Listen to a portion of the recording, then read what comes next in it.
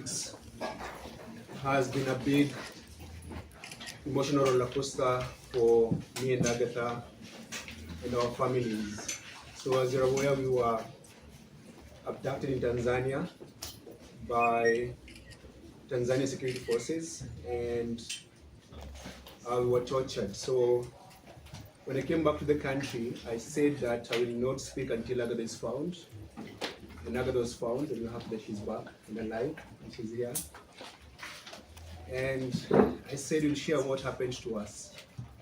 So when you were, I went to Tanzania on July 18th, May 18th, I went to Tanzania on May 18th.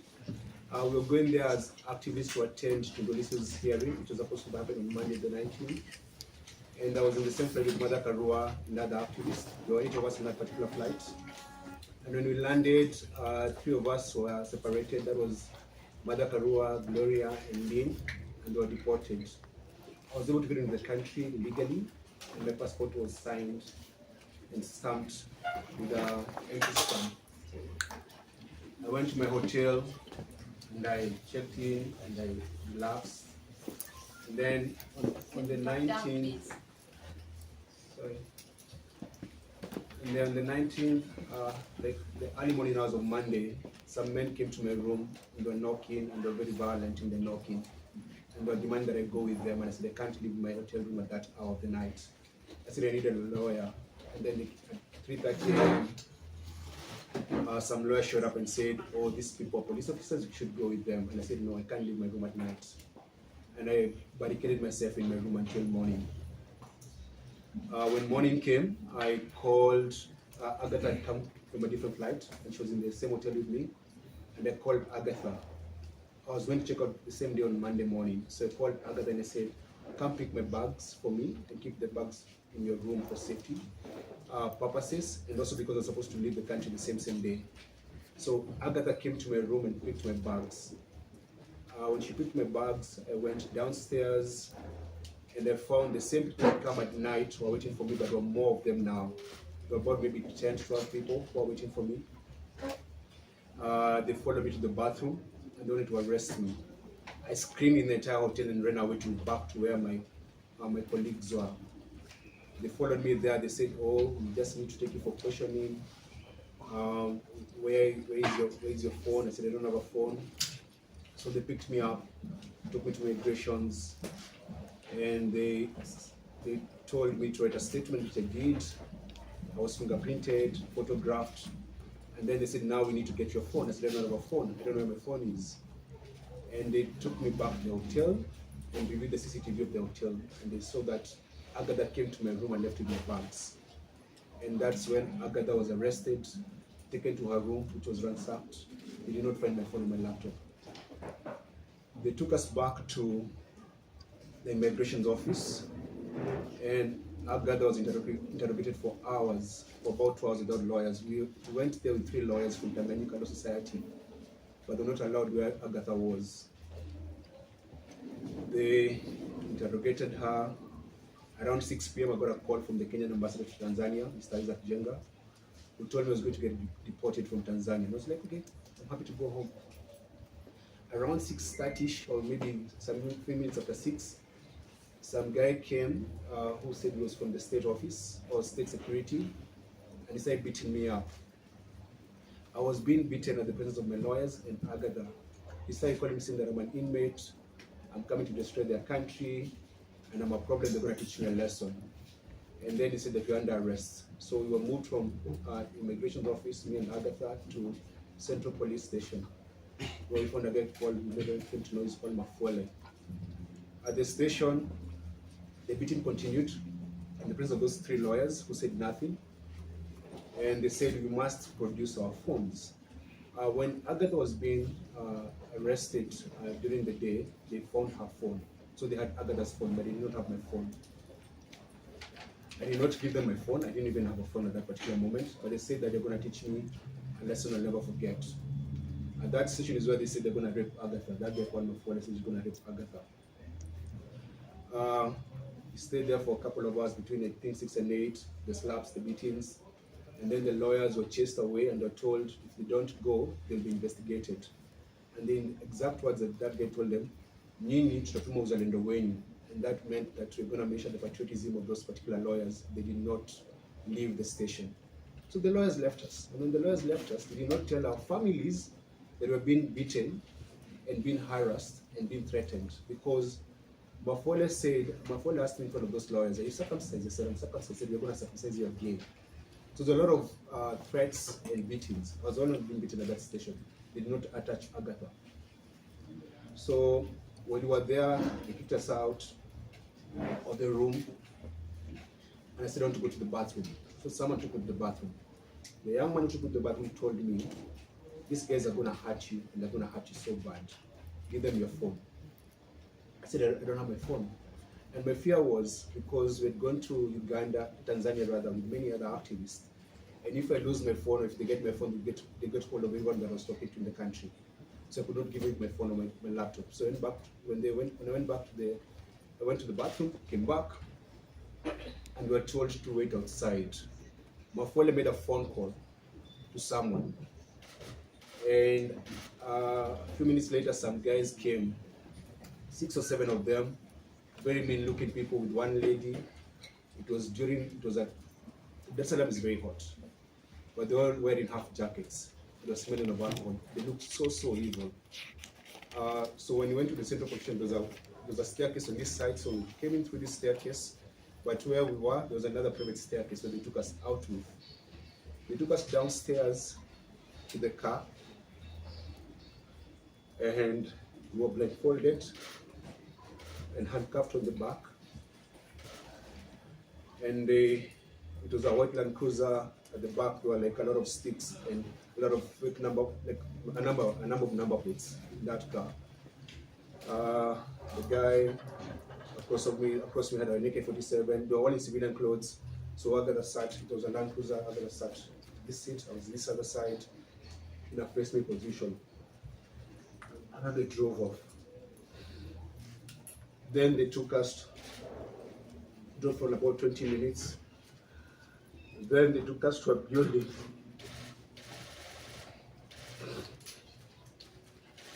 To this place where they went to torture us. When you go there, they told me to get off the car, I came out, and then they banged the door on my face. I had a mark here, I don't know if it's still there. I don't know what they were waiting for. They were putting some things ready. They got me out, was still handcuffed and blindfolded, and they told me to strip naked. They stripped naked. When I stripped naked, they removed my handcuffs, and then I was grabbed by about 4 men, and they lifted me up so fast. Before they lifted me, actually, they put some gloves in my hands. Then they lifted me up.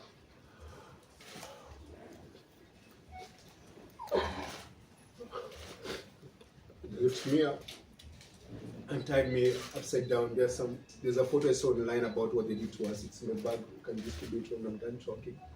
So we were put on an upside position where my legs were up like this, my body's up, I'm stuck naked. And then they started beating my feet. So they beat me and massage my feet.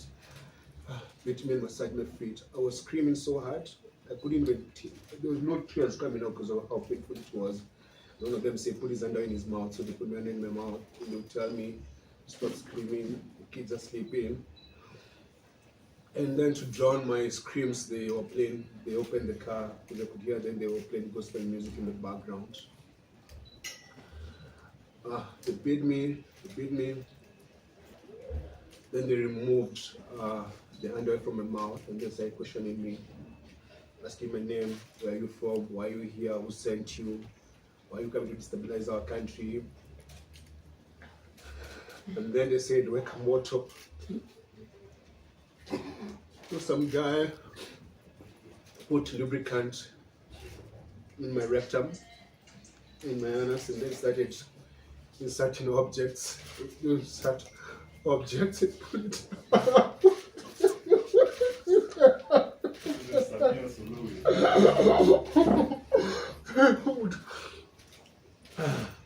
Dude.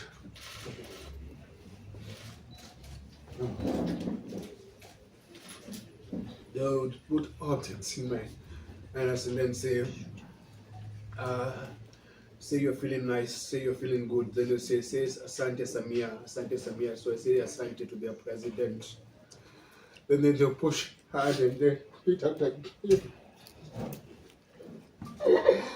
you see your side bleeding. And they dropped me. Then I'm still blindfolded. They took me to a wall. Then told me to face the wall and then squat. Then a man came and was putting his fingers in my anus and then saying that, say you're feeling nice, say you're feeling good, say Asante Samia. Then they would do that.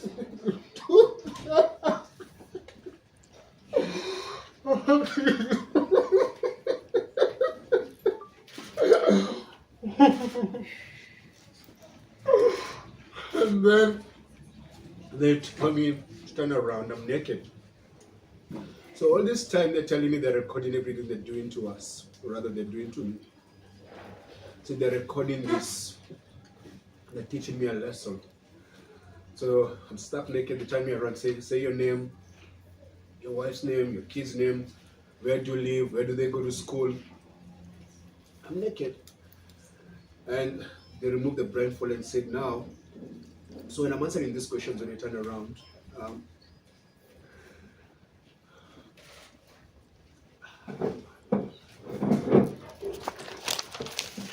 when I'm answering these questions, they are just threatening me. So like when they're abusing me, they're saying I should feel good and say thank their president for doing that to me, like Sema Sani Sana, Sani Sana. So they told me we have recorded these videos so that if you go back to your country and you say what we did to you, we shall put them online and shame you, and your kids will see this, your family will see this, everyone will see this. So while I was naked, they questioned me, asked me my email address, my passwords, everything. And because I was in so much pain and I was afraid they're going to hurt me some more, I gave them everything they wanted. And they told me to dress up. And that's when they took over to go and torture Agatha. They put back the blindfold, told me to dress up, I dressed up, put back the blindfold, and then left me on the ground. So we spent the night on that floor. I could barely walk, I was bleeding. And then I could hear Agatha screaming. And one of the men was there saying, why don't you give me permission to rape her? Because this one is like good. She looks very nice, let me just allow me to shusha music or like let me rape her. So I don't know what happened to Agatha, but I could just hear her screaming. The following morning, on Tuesday morning, they came and they told us to remove our clothes and to go shower. So my feet were swollen. I could not walk. So I begged them to allow me to crawl like a dog so that I could go to the bathroom. I crawled like a dog to where the bathroom was. That's when they removed my handcuffs. So when I stripped naked, I still had the handcuffs. That's when they removed the handcuffs and told me to take a shower. I was still bleeding, I still had blood. There was a man with an AK-47 standing there, like wearing civilian clothes. After that, they gave me fresh change of clothes. They were just insulting me. And took me to another landward cruiser, another workman cruiser, blindfolded, and they took me away. That's the last time I saw Agatha until now when she came to Kenya. So that was on Tuesday morning. And then we drove and we drove and we drove and we drove for hours and hours until it got dark. I told them I wanted to use the bathroom. They said you can't leave the car. So they gave me a bottle to pee. I was still blindfolded and handcuffed. Then eventually at night, I don't know where we ended up to, they took me to a room. where they left me there. They gave me like a soda and a loaf of bread. That was on Tuesday night. So I slept there. I could hear, it was like a coastal place because I could hear the call for prayers. And there was like a warm and a lot of mosquitoes. Spend the night there. They just come, insult me, kick me and go. Come, insult me, kick me and go. Then on Wednesday morning, they gave me a piece of milk, they gave me a cup of tea and an mandazi. Then that Wednesday during the afternoon, their tone changed. They said, now we're going to let you go, but we're going to let you go on your kali, which means like a stern warning. But if you leave this country, you should never come back or we'll kill you. If you go to your country and say what we did to you, we'll find you and we'll kill you. And you should never come back. So they said, do you want to eat? I said, I don't. We didn't have an appetite. The other thing is that because every time I wanted to go to the bathroom, they'd actually go there and stand by me like they're inspecting my stool. So I didn't have any privacy. And the only time the handcuff came up was when I went to the bathroom. But the blindfold never came out. So that afternoon they gave me a painkiller. And on Wednesday evening, they told me now you have to learn how to walk because I could barely walk. So they told me to remove. I was wearing open shoes. Remove open shoes. Took me outside. Officers surrounded me, they're all in civilian clothes. They stood there, removed the blindfold, said, now you have to walk and make sure you try and step your feet on the ground. Step your feet. Said, we're going to let you go, but don't ever come back in this country. So they taught me how to try and walk. They made me walk for the half and I said, that's enough. And then the following morning, on Thursday morning, they woke me up so early. Around 4:35 a.m. They put my things in the car, put me in the car, and then drove for like an hour. Stopped briefly, and then they stopped briefly. They spoke outside, then drove again, then stopped again. They told me, you're going to drop whatever you're going to drop. You don't open your eyes, don't turn back, don't look at us until we leave. So they told me, lala chini. Kicked me out, slept there on the floor, on the side of the road. And then when I opened my eyes, there was a Boda guy waiting for me. I think they'd already done a deal with the Boda guy. That Boda guy drove me to the border, which land was the Horo border, the Tanzania-Kenya border. When they released me, they gave me 20,000 Tanzanian shillings and 400 Kenya shillings. So that's your transport. And so at the border, I got someone who helped me push my bag. They gave them the money, the 20,000 Tanzanian shillings. And then he helped me cross over.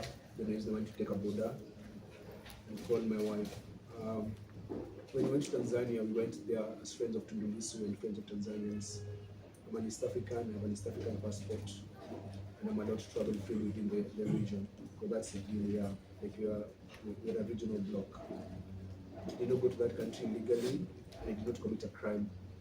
And that's why they did not take me to any court. So I was able to come back to this country. But when I came back, and when I go to the airport in Nairobi, I asked the Ministry of Foreign Affairs, in which they said that I'm asking today. I said I was going to the hospital, and I wanted my medical report to be public of what they did to us. And I'm going to share the medical report today, and it's going to be circulated. Because I'd like the world to know of the very heinous things they did to us, to break us. And they did that to silence us and put fear on us. And it's something that we learned that most Tanzanian activists go through similar things. They arrest you and they take you through sexual torture and tell you if you speak you're going to humiliate you to your family and all that. And it's what they did to us is it breaks me. I'm not the same, but I know I'm gonna heal. And I want to share this because we have decided we should not be silenced.